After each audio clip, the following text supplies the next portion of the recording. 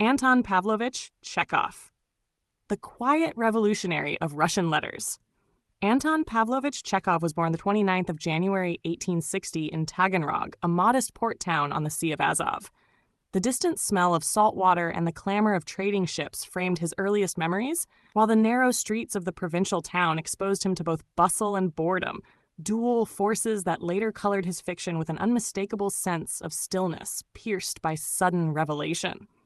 His father, Pavel, ran a struggling grocery shop with a disciplinarian's bark, ruling the household with the same stern commands he used on staff and customers.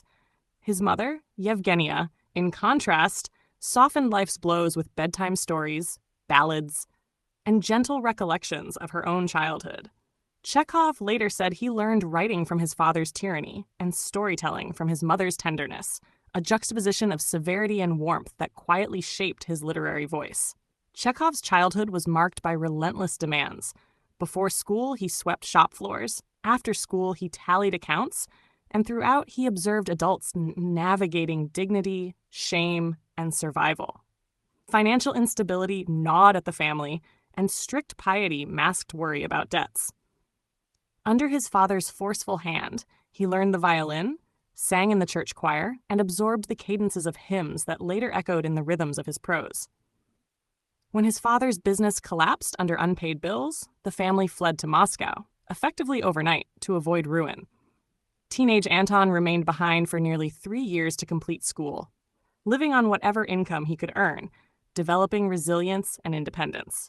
In 1879, he joined his family in Moscow and enrolled in medical school, determined to acquire a stable profession that could lift them all from hardship. To support his parents and 5 siblings, he wrote comic sketches and satirical stories for newspapers and magazines, initially under whimsical pseudonyms. The work forced precision. Every line was written for money. Every joke weighed for effect. By his early 20s, he was churning out hundreds of short pieces, sharpening an observational style that gradually shifted from broad humor to subtle emotional nuance. Through humor, he learned empathy, and through empathy, he learned restraint. Chekhov qualified as a doctor in 1884, famously insisting that medicine was his lawful wife and literature his mistress. He practiced as a rural physician, making house calls in all weather, treating peasants and gentry alike. These encounters deepened his understanding of human fragility, illness, poverty, longing, and disappointment, material he transformed into literature without sentimentality. Tuberculosis, diagnosed around this time, accompanied him for the rest of his life. Though the disease eroded his strength, he refused to retreat into convalescence. He traveled widely, believing movement essential to vitality. His arduous journey to the penal colony on Sakhalin Island in 1890 revealed brutal living conditions: children in chains, overcrowded barracks, casual cruelty. He spent months gathering statistics and interviewing convicts, producing The Island of Sakhalin, a work that blended reportage with moral urgency and shaped Russian debates about penal reform. Despite fragile health, he funded the construction of schools, donated medical supplies, and helped peasants rebuild villages damaged by famine. His philanthropy rarely announced itself. Like his fiction, it operated with quiet efficacy. Alongside these labors, his plays emerged: Ivanov, The Seagull, Uncle Vanya, Three Sisters, and The Cherry Orchard. On the surface, they seemed uneventful. Characters chatted, reminisced, and waited. Yet in their pauses and evasions lay a new dramatic language, one that foregrounded silence, implied emotion, and unfulfilled desire. In 1901, he married actress Olga Nipper of the Moscow Art Theater.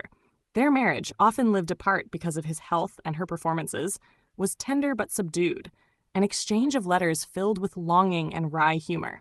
Chekhov spent his final years in Yalta, seeking sea air as remedy, though symptoms worsened. He died on the 15th of July 1904 in Badenweiler, a small spa town in Germany, after quietly uttering "Ich sterbe," I am dying, and drinking a final glass of champagne. At age 44, he left behind not merely stories and plays, but an art of understatement that altered Russian literature's emotional register. Chekhov reshaped Russian literature not with manifestos or ideological thunder, but through a precision so subtle that early critics mistook it for simplicity. Where Tolstoy sought moral clarity and Dostoevsky plumbed spiritual crisis, Chekhov listened to the human breath itself.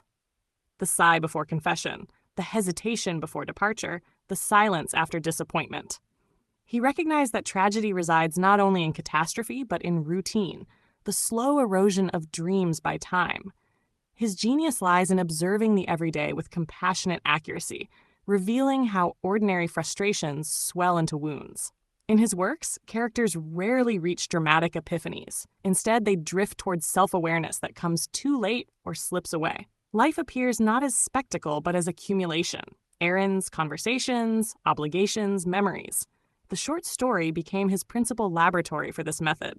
The Lady with the Dog captures adultery without melodrama, portraying love not as scandal, but as bewildering necessity. Two strangers meet in Yalta and discover that their affair is less an escape than an awakening, full of guilt and tenderness. Ward No. 6 transforms a hospital into a philosophical prison, where the line between sanity and despair blurs, suggesting that institutions perpetuate cruelty less through ideology than through indifference. In both stories, endings recede just as resolutions form.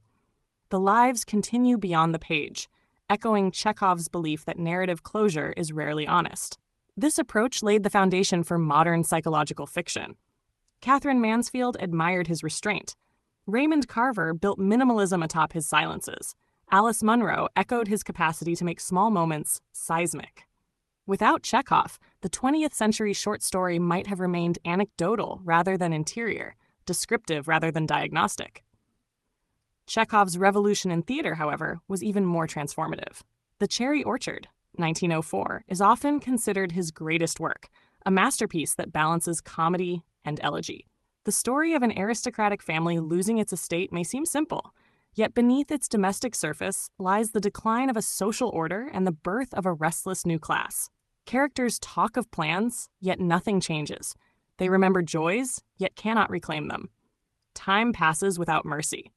The orchard itself becomes a symbol of memory, a landscape of childhood laughter, first love, and vanished privilege. Its sale and destruction represent not only financial ruin, but the erasure of a way of life. When the last echoes of the axe resound offstage, the audience hears more than wood breaking. They hear a culture splintering. Chekhov shows loss not as spectacle, but as inevitability, quietly devastating in its normality. Chekhov's plays introduced subtext, meaning beneath words, as a central dramatic principle. Characters do not say what they feel. They avoid it, circle it, joke about it. Emotion exists between lines, in gestures, in silence. Konstantin Stanislavski recognized this innovation and shaped the Moscow Art Theater's approach around it, training actors to mine pauses for meaning. Chekhov thus helped give birth to modern acting techniques, influencing stages far beyond Russia, from New York's method school to European modernism. Chekhov liberated literature from certainties. He rarely moralized, he rarely blamed. Instead, he diagnosed. Russian readers call him Nash Doctor, our doctor, not because he offered cures, but because he articulated ailments, boredom as corrosion, loneliness as chronic, kindness as vulnerable, hope as stubborn. His restraint became a form of honesty. Through minimalism, he conveyed magnitude. To read Chekhov is to encounter life without ornament. Characters talk of going to Moscow, yet never go. They sketch futures they will not pursue. The ache resides not in failure, but in the recognition that yearning itself is human. In that recognition, Chekhov gave readers both mirror and medicine, a reflection of their condition, and the consolation of being understood. Through silences and sighs, through humor tinged with grief, Chekhov taught 20th century literature how to breathe. And in that breath, he transformed Russian letters forever.